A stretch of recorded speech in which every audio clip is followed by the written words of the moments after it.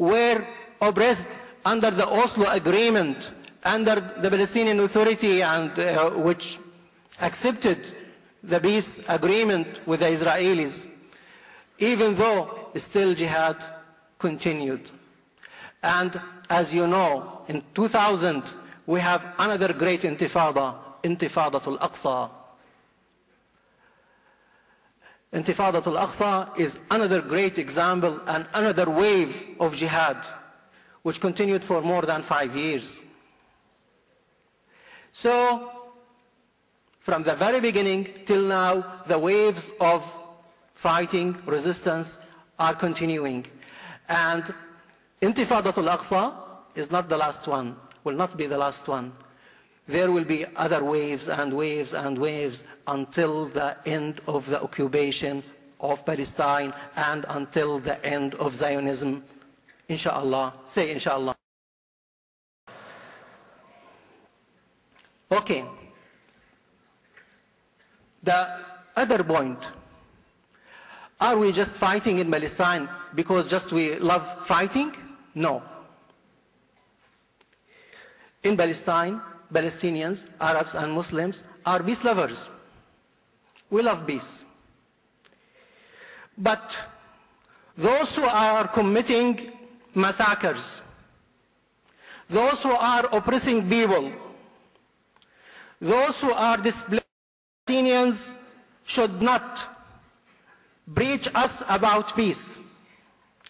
Those who initiated wars, those who produce and keep more than 200 atomic bombs should not preach us about peace. Those who committed many massacres everywhere in a very cold blood should not preach us about peace. Islam is peace. But doing what they called peace on the pains and the boons of the Palestinians cannot happen. Palestinian people, Arabs and Muslims, are dignified people, are honored people, people of dignity. They will not accept to be humiliated and to be oppressed. So, their definition of peace means that you should say that your land, your holy land, should be Judaized, the Judaization of Jerusalem or Baitul Maqdis. Their version of peace means that you should be humiliated, which should not be accepted by anyone. So, the only alternative we have with such people who cannot understand any language except resistance is to resist them. In Palestine, dear brothers and sisters, people are suffering. Really, they are suffering from siege, from the neglection of the Arabs, the Muslims, the international community. But they know, and you know, that Allah subhanahu wa ta'ala is with them.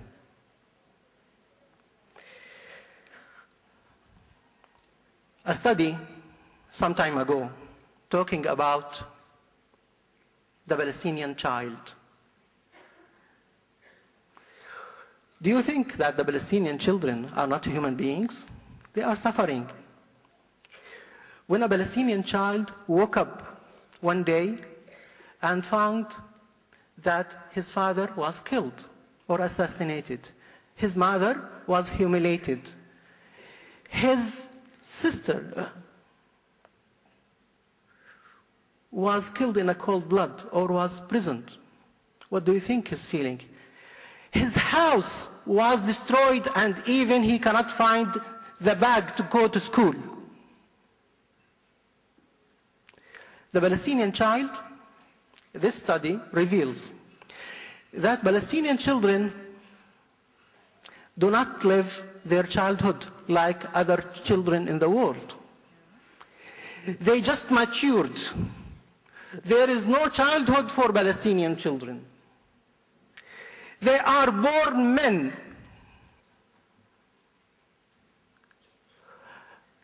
An interesting study is saying that if a Palestinian child dreams, then 78%, around 80% of the Palestinian children are having political dreams. You see? Political dreams? Yes, political dreams for children. Even they cannot dream what they want. Even if they want to have a toy, they cannot even dream it. If they want to play a game, they don't. They will play what the Mujahideen are doing by guns and so on. This is what they are seeing. So even the Palestinian child have such a sufferance. But still, the Palestinian is giving an example to the whole world, is still able to teach the people, to teach the world about himself. He is being prevented from the very privilege of being educated. But yet, his house is being destroyed. And you will see the pictures of the Palestinian kids going among the ruins of their houses, taking stones here and there to find their bags and to go to school the very second day. We should praise those kids.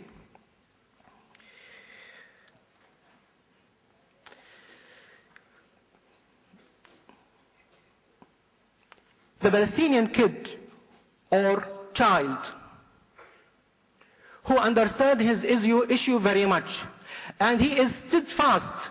Even they killed his father or mother or assassinated his brother or imprisoned his sister. And yet you will find him standing, 8 years old child or 10 years old child, standing with a stone facing a tank, an Israeli tank. What do you call this? This is not a child. This is a great commander-in-chief for the Muslim world. He is giving the example. We should salute him. Our praise to Palestinian children. Our praise to all Palestinian women. If this generation is there, I will assure you that Palestine will be liberated, inshallah.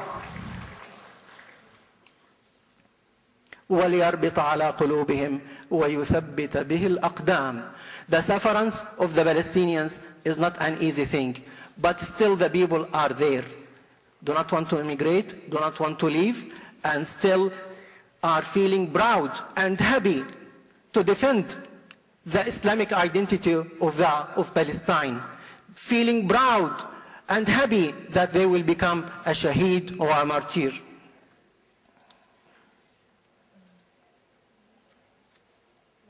See the example of Gaza Strip. Gaza Strip is under the siege. A very small, tiny place, only 360 square kilometers, 1% of the whole land of Palestine, with 1,500,000 Palestinians inside the siege. All kinds of sufferance are there. Poverty is almost 85%, below the line of poverty. Unemployment is more than 60%. Do not have anything to eat. But yet, their decision with the Israeli invasion a few months ago was to steadfast and to fight. Even they don't have weapons because Arab countries do not support them, do not give them any kind of support. Even Arab countries in all the region prevented any kind of support to them because they are unfortunately committed with agreements with the Israelis. Yet the decision was to steadfast and to fight. This is a great example. What is important about that? Egyptians were ruling Gaza Strip for 19 years, from 1948 till 1967. The Egyptian regime was promising the Palestinians not only to defend Gaza Strip, but also to destroy Israel and to liberate the whole Palestine.